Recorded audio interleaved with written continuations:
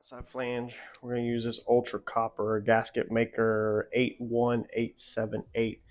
This is for exhaust, gasket maker exhaust. So what I've done, because I was trying to jack all my stuff up, I've just sat the turbo up here with one bolt in it since I'm by myself.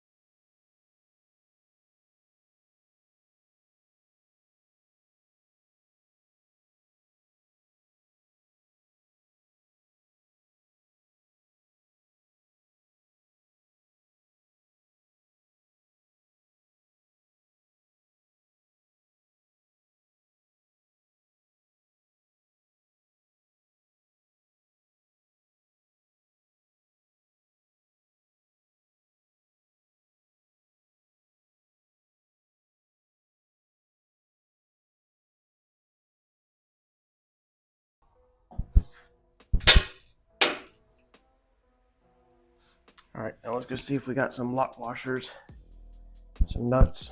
Basically, what I had on there for mock-up is these with the nylon lock washers, and Brandon pointed out a good thing that first time this thing gets a heat cycle through it, them things are gonna be melted out. So we got to find some traditional nuts like that. I don't know if that's the right size. I don't think it is. And some traditional lock washers, and not put any nylon locking washers on this piece. Yeah, so there's two right there. Just gotta go find two more.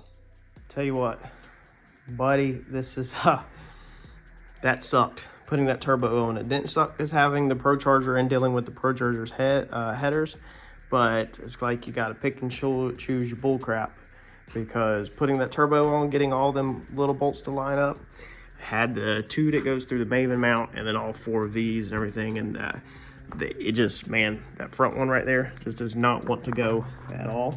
It's very tight. I had to use a traditional Allen wrench. You can't get a socket in there or nothing like that. That bolt right here is very tight to get to.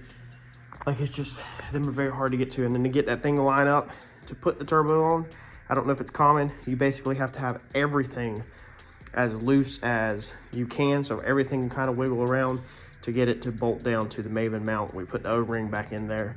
Got everything tightened down now and everything cleaned up. Got our oil feed line put in there. We just got to run it, and we do have to order a heat shield for this dash 12 oil return.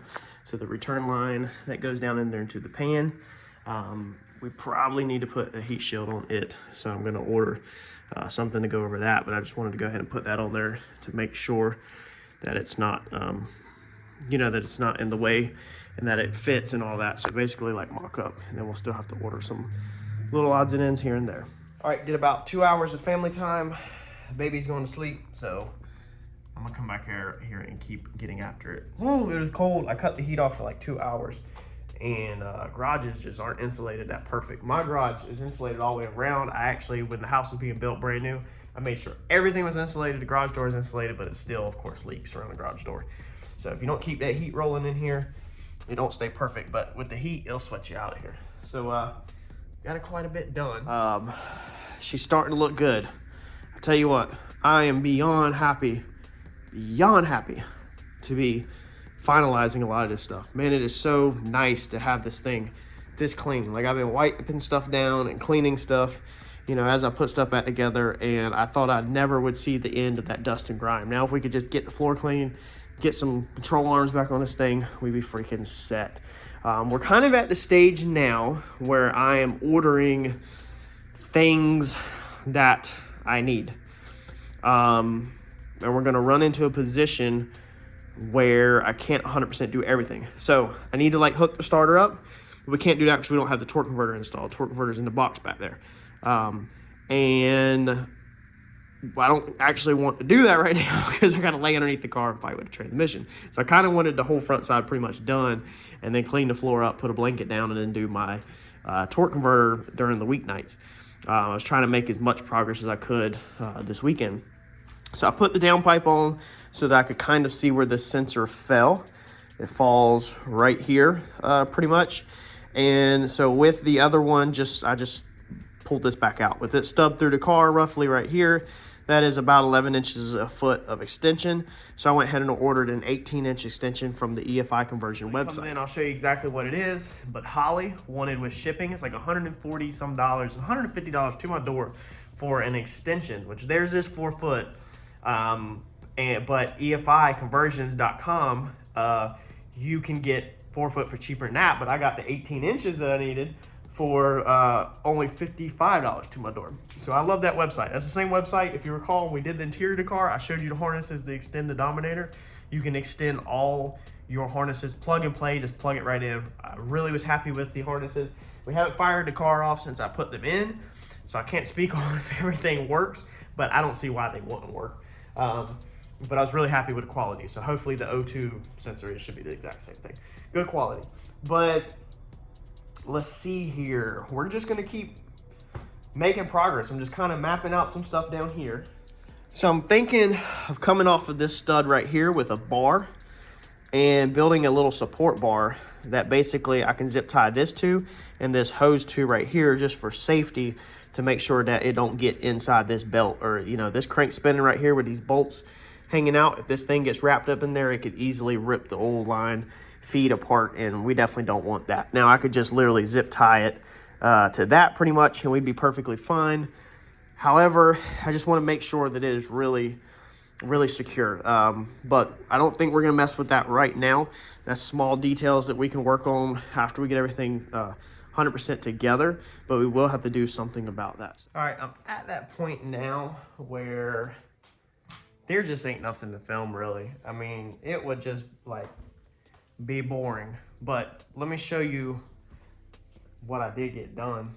So first we started over here and really spent a lot of time. I've got stuff everywhere. We got the alternator wire done. Not super happy about it. I was gonna put it inside of a black sleeve, and then I decided not to put it in the black sleeve because I figured the black sleeve kind of looks, it's one of them split sleeves, even though it's not bad. But I was like, man, let's roll like that. When the fender's on from front of the car, it's tucked on the back side of the bar, you won't see it. So when it's race ready at the track, you won't see it. But when the fender's not on the car, you see the red wire. But it's a lot cleaner than last time. Last time I had this red and black sleeve over it that was really tacky, and I just didn't like it. So overall, not that bad. What I probably should have done is we probably should have also welded tabs down here on this side. We should have probably welded them just down there anyway, and we could have come down and dropped it and ran that red wire right through there, come up and kind of nailed it to there versus going up and over. But you still gotta remember, we're hanging 2 big blue water lines and the O2 wideband sensor and everything. So I mean, you're not even gonna see this wire whenever it's done. And that's when you're building this kind of stuff, you try to make it as clean as possible, but you gotta remember, sometimes some things are gonna get buried and you won't see them. So we cleaned up all of the grounds. This wire right here was kind of really a rat's nest and a mess, so it's a lot cleaner now. You have this comes off of your battery back there. You have the kill switch and all that, and so you're gonna have a wire that runs up to the alternator. This is all on the kill switch, and then you have your wire that comes off to the starter. So that's off the battery. These lugs are off the battery, both of these. Then you have the ground off the battery, it goes to the head, and then you're gonna have the ground off the battery, it goes to the starter. So we cleaned all that off and we moved on to the brake systems. We threw the vacuum line on the 5-bar, okay? So the 5-bar pressure sensor right here goes straight into the Holley intake manifold, so that's done. And then the brake lines. I accidentally nicked that copper line when we were cutting some of this stuff over here, and I was kind of getting The copper line is beautiful when it's first done, but then as it tarnishes, it just looks old. Now you can do aluminum and stainless brake lines, and they look really good, but that stuff takes time. And you know, I really like the flex lines, so I went back to the stainless steel flex lines, ran it up over the top like that. Originally, the whole car was done in flex line, and I had some people in the comments that were really worried about it not braking, you know, good, not being able to hold pressure. And now that I have been at the track for a year now, and I have, you know, met more and more people, I realized that that's not going to be a problem. So a lot of people that I've talked to that are really a lot older than me and have built more cars than I have had birthdays or celebrations in my life, have said that you're not going to have a problem with the flex line. So we still have the car hard lined, and we will keep the car hard lined from the front to the back. So through the center of the car is all hard line, and the hard line hits there, and then it branches out on the rear end. If you remember when we did the rear end a couple months back on the channel. But we're going to keep the flex line up front, flex line in the back, just because it's a little easier to work with. So we stubbed it out right over here. All I got to do is get me a T fitting and go ahead and put a nut cert in, and we'll do that there. And then we will shoot down off of that to our front brake line. I got to make sure I have the piece long enough, and then we'll shoot over here to our where our system ties in. We got to get rid of all this. We got to start taking this thing apart. So your line lock and your proportion valve, a lot of people don't even run them. Now there's gonna be plenty of people out there that do run them and do use the line lock. They do use the proportion valve, and there is a time and a place for them to be used. So I'm not saying by any means that you don't need a proportion valve or you don't need a line lock. All I'm saying is that in my application, or a drag racing application for like what we do, you don't need a line lock and you don't need a proportion valve. Everybody's car that I know in our circle, pretty sure I can think of, does not have them. So we're gonna get rid of the line lock. Proportion valve's already gone. We just got to get all these lines off, clean this cluster of crap up. This right here comes in from the master cylinder. So you'll pull off your master cylinder, you'll pull your fluid into your system. Okay, and then this hard line shoots to the back of the car. It goes back in the car and up the floorboard to the rear. And then this goes to the front of the car. So we need to disconnect it here, and then we need to take all of this and all of that junk out, and then figure out what T's and what else we need to put in here. Now we have to keep our brake signal. So to light up my brake lights, I do use an old school pressure sensor. Okay, so basically this sensor screws in there. When it sees pressure, it makes these terminals hit contact or whatever, however the internals work. Basically when this sees pressure, your taillights turn on. That's the old school way of doing it. There's other more modern ways that people have done it, but that's the way I have it set up. So I'm just going to keep it that way. I just need to figure out how I want to plumb all this. I basically need to take everything apart, see what I got, see what I can make work, and then we order what's left. So that's the braking where we're at with that. You know, that stuff right there takes some time to, you know, work on. And then the fire system. Okay, so I have a Lifeline fire system. The lines I use, see here, I just put them up. They're 8mm 5/16 lines. This is a special line that has an aluminum coating on the inside. So this line on the inside is an aluminum coated, and then on the outside it's a hard plastic. This stuff is around $5 a foot. Let's see here. All right, so there's aluminum on the inside, and there's plastic coating on the outside. This is a Eaton Synflex 1300. There's the number 8. It's gonna be an 8mm 5/16. All right, I don't have enough line, unfortunately, to get down to the front. So I've got to order something else. I don't know if I want to go with the plastic line. The plastic line is really gangster. Like, it is really nice to work with. It bends really easy. And then the plastic coating on the outside protects it. And no matter how many times it's nicked up or tore up, it never really looks that bad. So on our fire nozzle over here, we fished it out of here, which I probably should have honestly videotaped that, because that was that was something else. But I mean, I guarantee I spent 45 minutes on figuring out this upper setup, so that financially it's not that bad. There's a joint.